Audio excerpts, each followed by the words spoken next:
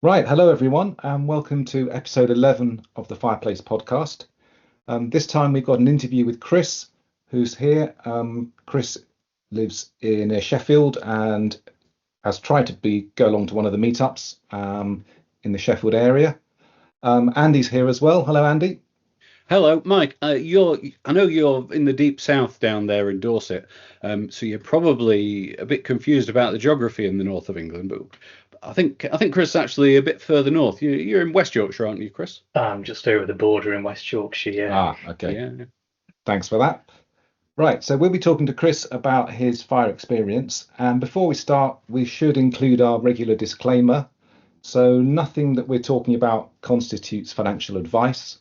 We'll just be going through some scenarios with Chris and hopefully giving other people some ideas, and people in a similar situation might get some clues and some hints of how to help themselves on their fire journey. So I think that covers the introductions. Andy, shall we start with the first question? Sure. Chris, thanks for coming on the podcast. So what's the background here? How and when did you get into fire? Thanks, guys. So I suppose I've always been frugally minded, and I've always had a kind of saver mindset. I think a lot of money psychology for people can be traced back to the childhood, and mine was no different really. I grew up from a very working class background on a farm, so there's very much a make to amend mentality to that. Having to save up before we buy big purchases, etc. And it was that kind of came through into my late teenage years and my early 20s. I was always very much looking at the best savings rates, best buy tables, very much the Martin Lewis type, small small type saving, but reaching that ceiling, never really verging into investing. I think one of the seminal moments for me was building up a pot of savings from my part-time job, being able to buy a guitar off the interest alone. That kind of stuck with me, as I effectively got a free guitar for saving, almost like passive income on a very micro scale.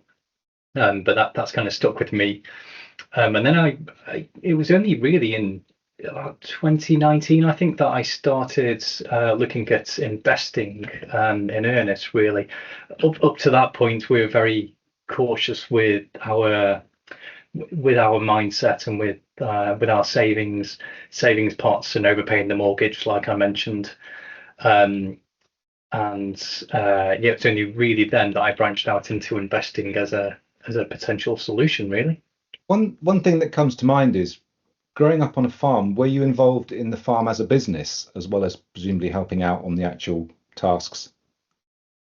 So it was owned by a couple of my uncles. So we lived on the farm, but I wasn't really employed on the farm as a worker as such. But acutely aware of all the pain points, the cost of feed versus the cost of milk, incomings, outgoings. But it was really the things like making the maximum use of an animal per se. I used to come home and there used to be a big bubbling pot on the stove, and it used to be like a huge cow's tongue.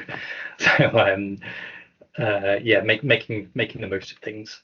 But I guess that as an advantage, you were very aware of inputs and outputs to a business, and it made it easier later on to see your own household in a similar way. It did, yeah. That's a good point. Yeah. Also, one of the things, even though my parents were very good at saving, but they didn't know where to start with investing. As good as an upbringing I had with them, they didn't know where to start, and that's probably due to the information that was available, but also the kind of the psychology and mindset behind it. Weirdly, my uncle, one of the ones who owned the farm, was very into investing, so I kind of bounced a few ideas off him, which helped me in my mid-20s. Right. And But I, and did you seg from just raw investing into the fire movement at all, or have you just invested always along the whole way? in the manner that you started? Yeah, I kind of came across fire, like I say, in about 2018, 2019, and it seemed to be I was already doing this thing, and there seemed to be a name for what I was doing. Similar to both yourselves, Andy and Mike, Mr. Money Mustache, the blog, I read through a few, and then delved into Reddit forums and then Facebook groups, and it seemed to be a great sort of thing to get involved in. I'd always had that mindset of saving up and then spending it. For my first kids 10 years ago, we as a couple saved up so I could take 3 months off completely unpaid for shared parental leave, which was very much unheard of for blokes. They had to HR departments had to dust off the legislation around that when I took it 10 years ago. But that opportunity to buy back my time with my money was a real eye-opener. And then obviously COVID happened after 2019. I fell down the rabbit hole and went from there. That sounds interesting. So when you discovered fire, had you already started a family and got married or settled down? Yeah, we'd had we've got two kids. We'd first one born in 2016, and then second a couple of years later. And then I discovered the fire movement from 2019, and then obviously COVID happens, and it kind of crescendoed with me and my wife keeping our jobs, and our eldest we had their first year in school. So we were homeschooling as well as doing two jobs, and my daughter was home from nursery, and she just dropped a nap, so we've had to care for her as well. It's all very much rather chaotic, but it grounded us in the priorities, and I loved the time with the kids, and that kind of set me up going forward with what priorities I wanted to spend my money on in the future. Yes. So what were you doing with the investing? Were you index investing? Were you doing the whole SIP and ISA approach? Yeah, very much passive global index tracker sort of approach. With two young kids, it was very much time poor, so not being able to do the research on individual companies. So chuck it in a global tracker, check it all too regularly, pretty much every day, seeing how it's going. But I think that mindset set me up nicely for the dips in the market, especially during COVID, reversing the psychology of cashing out when there's a drop to hang on, it's on sale effectively. I can't access it until I'm 55 for my pension, or obviously my ISA pot as and when I need it. But yeah, buying all the way down in the COVID dip and then buying all the way back up was very useful. But certainly all very passive. I'm not very hands-on. I'm not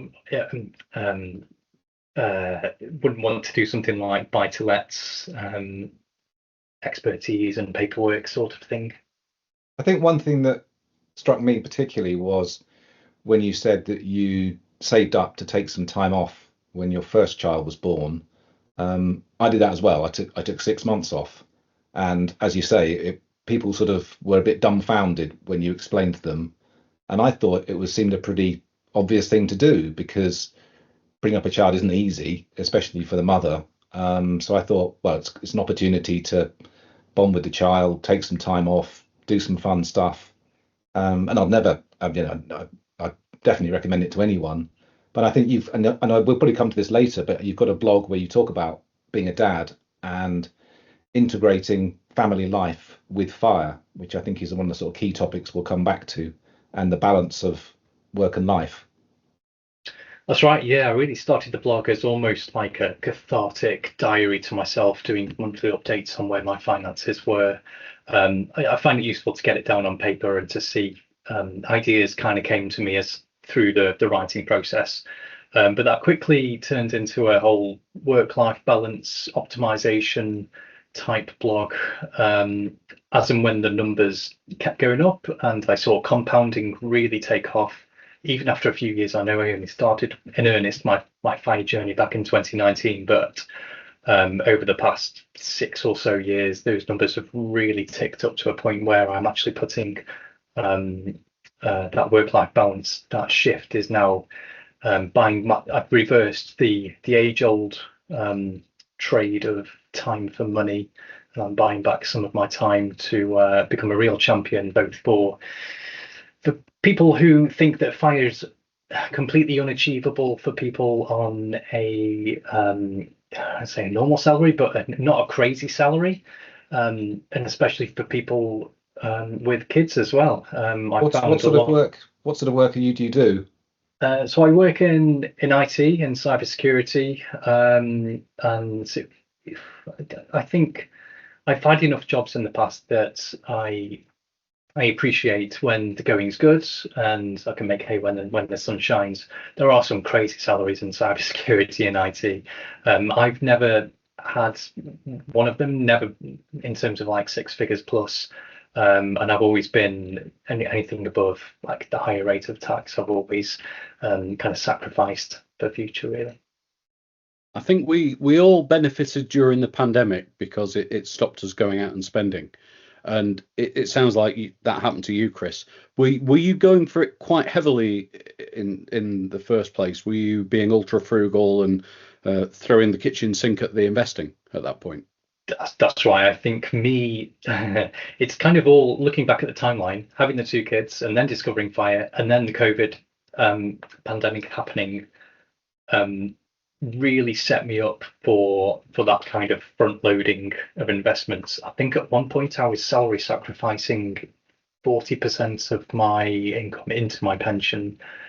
And then calculating things like a savings rate, so pension plus what I was putting in an ISA and everything else. With the tax relief, I think that some months I was actually saving 100%. 90, 95, some months 100, depending on what point of the year it was, due to the taxable benefits and the tax relief.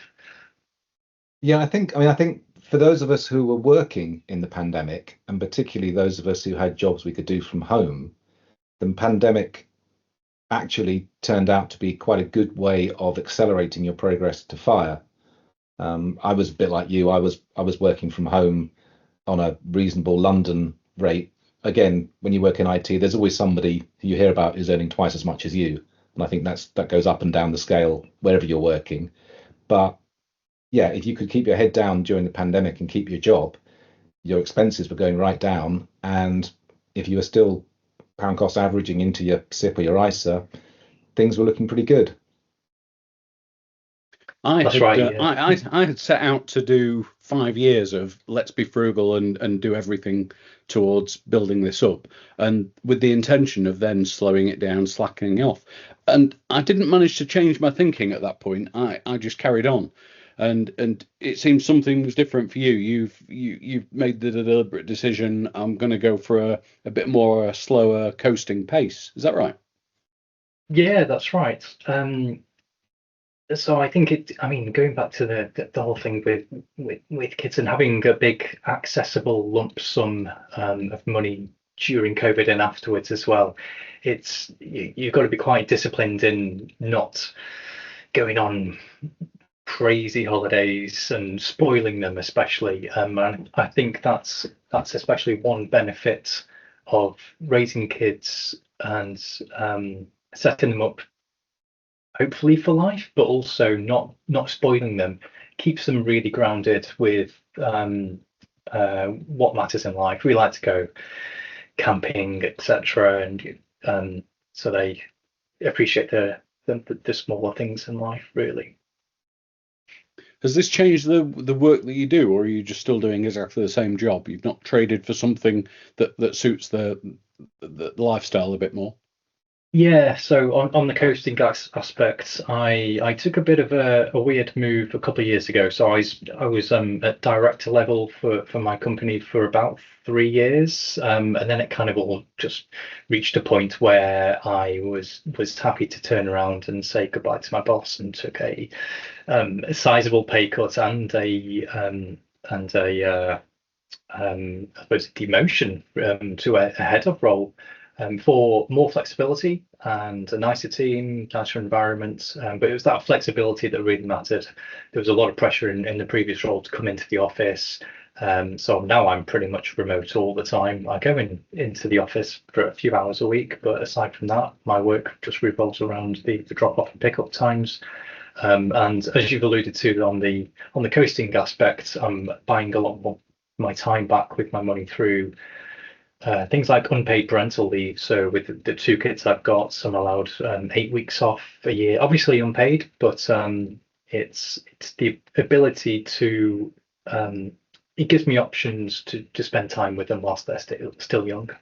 So on an average year, you're working a sort of a 5 day week, a 4 day week, but not school holidays and with additional time off, something like that. Yeah, that's right. I managed to buy, so I get to keep, with unpaid parental leave, you get to keep your entire annual leave allowance, which is fantastic. It's not prorated down. So if you went part-time, it's prorated down. But if you take unpaid parental leave, then you get to keep the full allowance. I've done a nice, on my blog, you've alluded to, I've done a nice comparison with a 4 day part-time versus 8 weeks off unpaid parental leave. And the benefits of going 8 weeks unpaid parental leave is, it's pretty much pros in every single row in comparison to the 4 day. And you've been doing this as an employee rather than a contractor, is that right? Yeah, full-time employee. I think if we add up the days that I do work, it's equivalent to a 4 day working week, but just concentrated on the school holidays and taking all summer off with them, Easter and half terms and Christmas, etc., combined with normal annual leave. And is the 8 week parental leave a statutory thing, or is that something that just your employer happens to offer? It's statutory, so I wish I found it 10 years ago when my kids were born. It's one of these things that I consider myself very much an expert in the field of optimizing, and I think FIRE especially attracts those time and money optimizers. I'm not going to gravitate to a movement such as this, but also using allowances, that optimization comes in.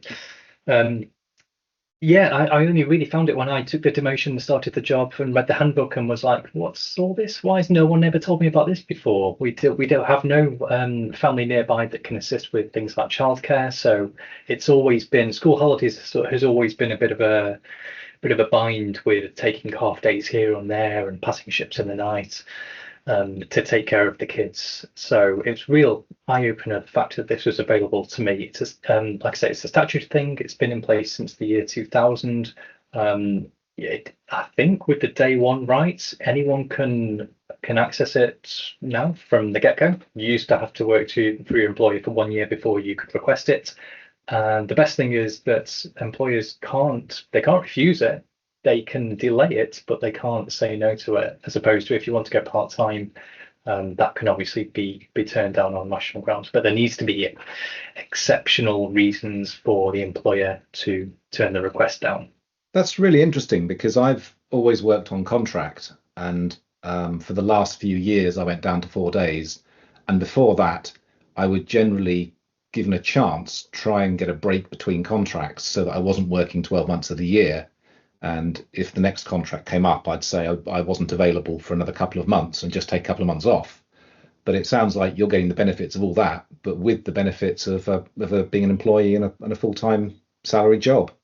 Yeah, I definitely feel very lucky at the minute. I'm very big advocate of gratitude and practicing gratitude. So I've had enough low paid and bad jobs in the past that I do appreciate. It's a good place. I also think if you go part-time 4 days a week, you run the risk of very much doing 5 days work in 4, just compressed. Yes. Whereas through unpaid parental leave, because you're taking weeks off at a time, you're less likely to get emails from people if you're away for weeks at a time, as opposed to just 1 day off. But obviously it depends on your dynamic. If you're pursuing FIRE and you've got kids and you've got family nearby and you're able to go down the part-time route instead of unpaid parental leave, then that might suit you instead. But certainly for me, who has moved away from where I grew up for work, and that kind of removes the family safety nets that you have for childcare, it might be worth considering for people. Yeah, well, huge respect. I mean, we are people that like to think we know about optimization, and I think you've hit upon one that we've never heard of. So massive respect to you.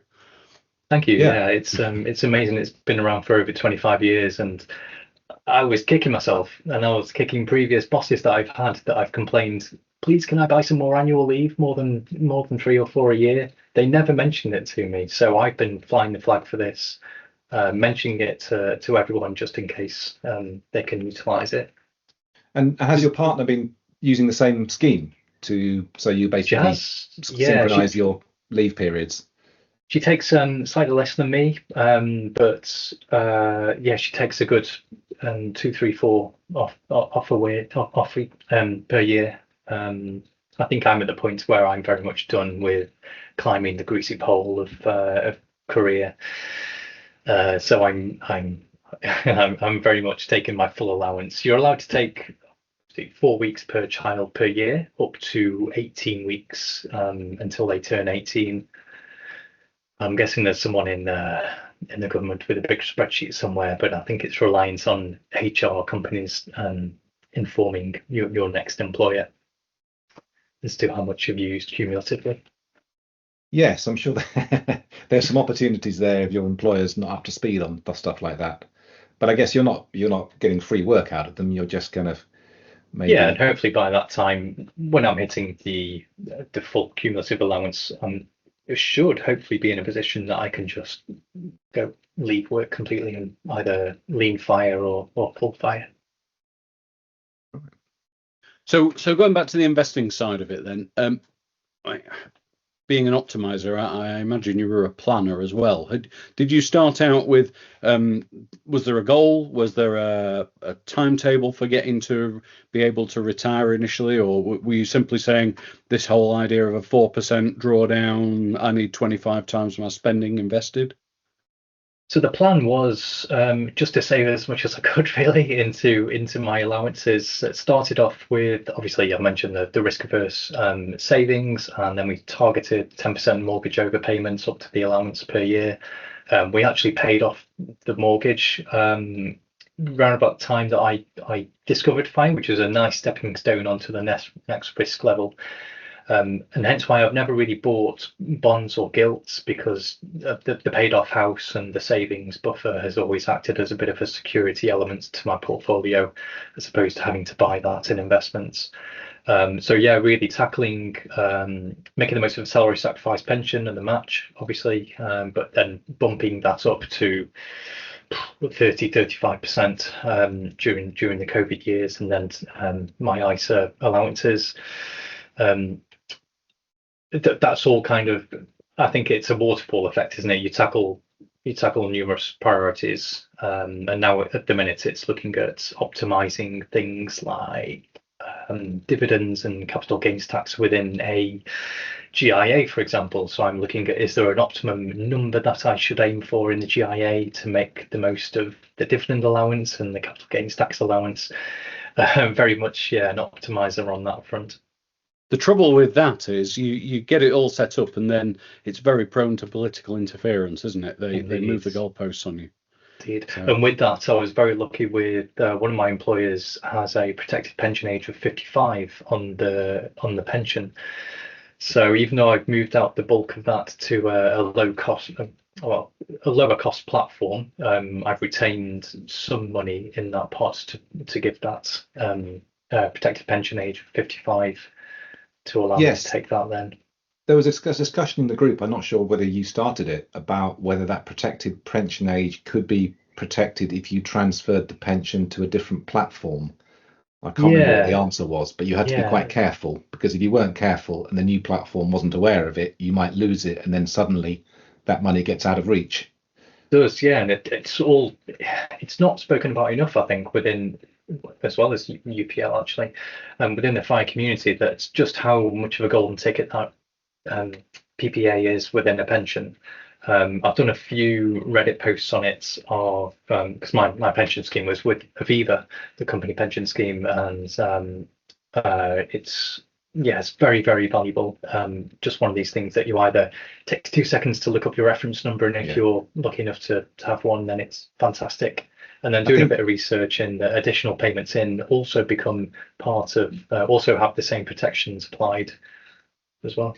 I think one thing that came up, Andy, in our discussion with Michael in our interview, he had a forces pension that came in at 50, which is, again, a very nice thing to have.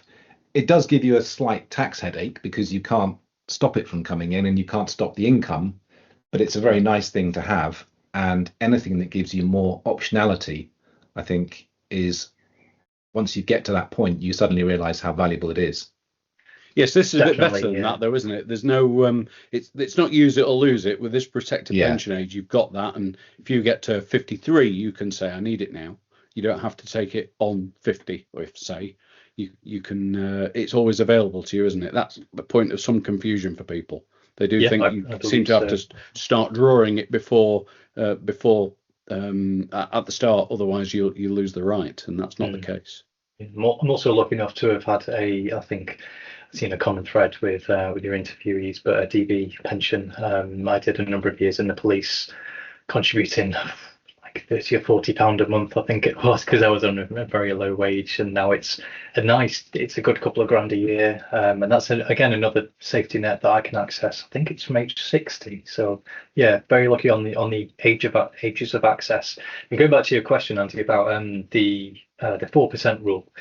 This is I've never really got on well with the 4% rule. I do calculate it because it's a nice to know, but Yeah. it all boils down to the age of access. It's all well and good having a maybe massive pension pot that you're happy with the 4% drawdown rule, but if you can't access it until 57, 58, or whatever number the government decide to push it to, then ultimately it means nothing, especially for the fire community.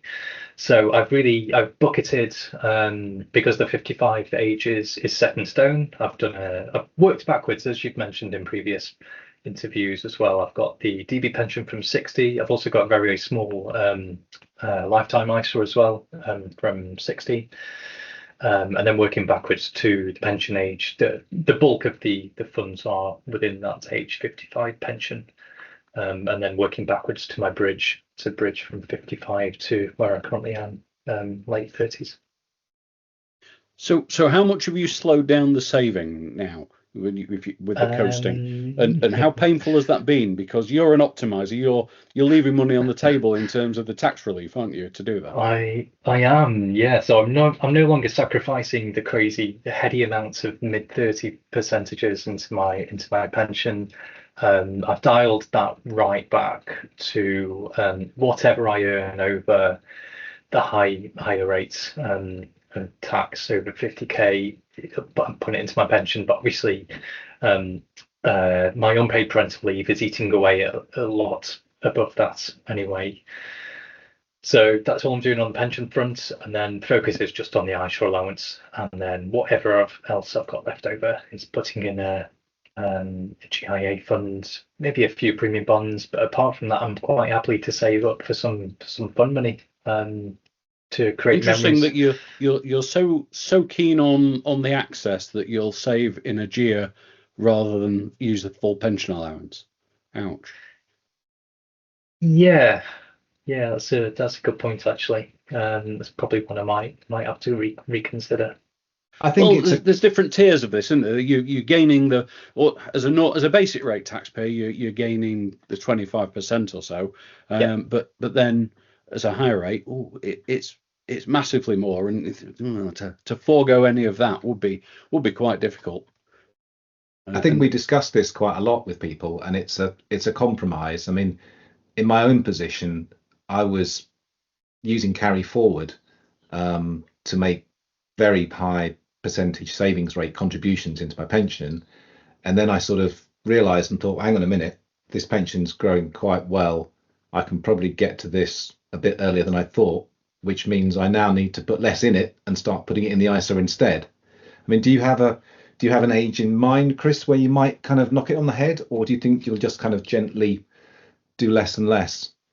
Yeah, it's a question that I've got friends I speak to on this, that are very good. That they're similar age to me, and they've pretty much fired as well. So they're very much the other side of the fence, tempting me to come over.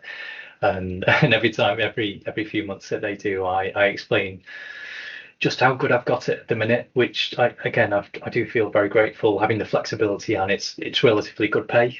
So I'm making hay while the sun shines. Yeah. Taking off the 8 weeks a year up until the allowance, or up until I no longer have a job, because it can be quite up and down with work and IT and AI, etc. So just making the most of it for the meantime. 39 at the minute, so maybe mid 40s maximum, really. Yeah, I think How one far thing along are you? Would you call yourself lean fire at the moment? I probably am lean fire. Yeah, I've got enough in my pension that I'm very, very happy with taking that when I access it at 55. All being well, if it keeps ticking up the way it has done over the past 6 years, really, then all very good for that. Outgoings are very minimal. Like I say, our mortgage is paid off, and then it's probably 30k a year on outgoings. Even with 2 kids, it's very sensible. One thing we found from other people is that it can be quite hard to know when to pull the plug, especially if it's a dozen or so years in the future.